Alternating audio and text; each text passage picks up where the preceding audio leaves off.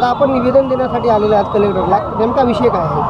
आमचे सर्वांचे लाडके आणि जवळचे गजानन शिंदे यांच्या पत्नी म्हणजे आमच्या वहिनींचं दुर्दैवी निधन झालेलं आहे. डॉक्टरच्या हलगर्जीपणामुळं त्यांच्यावर फार मोठा हा आघात कोसळलेला आहे आणि त्या डॉक्टरवर त्रिसदस्यीय समिती नेमून त्याच्यावर कारवाई व्हावी आणि डॉक्टराचं डॉक्टरत्व रद्द करण्यात यावं. त्याचं जे आहे प्रमाणपत्र ते रद्द व्हावं, जेणेकरून पुन्हा कोणालाही असा त्रास होऊ नये आणि कोणाचेही घरी अशी दुःखद घटना घडू नये याच्यासाठी आम्ही सर्व संघटना एकत्रित येऊन कलेक्टर साहेबांना, SP साहेबांना निवेदन देत आहोत.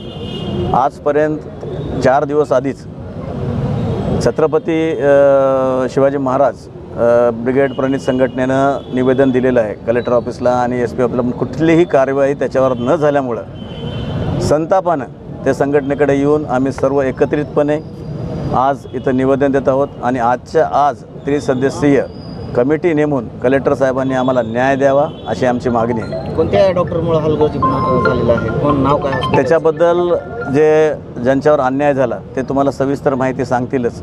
चव्हाण डॉक्टर म्हणून आहेत, पण त्याच्याबद्दलची पूर्ण माहिती हे माझ्यापेक्षा चांगल्या पद्धतीने आमचे शिंदेसाहेब सांगू शकतात. आणि आम्हाला एकच म्हणायचं की बाबा असं कोणावरही होऊ नये, तुमच्यावरही होऊ नये, आमच्यावरही होऊ नये, सगळ्यांनी. आणि आम्ही तुमच्या चॅनलचं धन्यवाद मानतो की तुम्ही आमच्या संघटनेसाठी वेळ देऊन आमच्या संघटनेची जी माहिती आहे ती संघटनेची माहिती आहे आणि आम्हाला न्याय मिळावा यासाठी झटत आहात, त्याबद्दल मी तुमच्या चॅनलचं धन्यवाद मानतो. थँक्यू. आपली समजा आपली मान्य नाही झाली तर आपली पुढील भूमिका काय असणार? नाही, आम्ही इथं कलेक्टर जिल्हाधिकारी कार्यालयापुढे उपोषणाला बसूत. आमचं सर्वांचं मिळून उपोषण राहील. तिथं सुरुवातीला लाक्षणिक उपोषणाचा इशारा देऊ, त्याच्यानंतर कंटिन्यू बसूत. सिव्हिल सर्जनला घेराव टाकूत, वाटेल त्यावेळेला आम्ही पूर्ण गाड्या बंद करून टाकूत. म्हणजे आम्ही त्याच्यानंतरची स्ट्रॅटेजी आम्ही नंतर सांगूत. काही गोष्टी पहिलेच सांगितलं की प्रशासन जागं होतं आणि नंतर आम्हाला अडथळे निर्माण होतात. तुम्हालाही माहिती आहे आजकालच्या आंदोलनामध्ये कसं चालू असतं ते.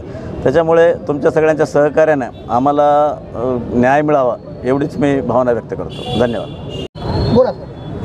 काय नाही, माझी पत्नी तिला सर्दी आणि ताप येत होता म्हणून मी जवळील डॉक्टर राजेश चव्हाण चिंतामणी हॉस्पिटल भावसार चौक यांच्या दवाखान्यामध्ये गेलो असता त्यांनी जवळीच सलाईनाने इंजेक्शन दिले.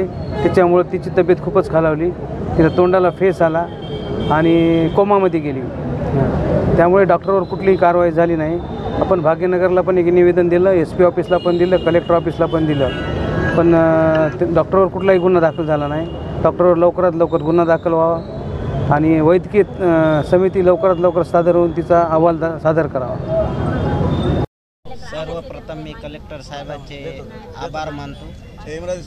त्यांनी आम्हाला चांगला प्रतिसाद दिला आणि आमच्यासोबत योग्य प्रकारे मीटिंग घेऊन त्यांचा आम्हाला टाईम देऊन मीटिंग घेतली आमची आणि सांगितलं की बा लवकरात लवकर गजानन शिंदेला न्याय देऊ आणि सर्व चौकशा आजपासून चालू होतील.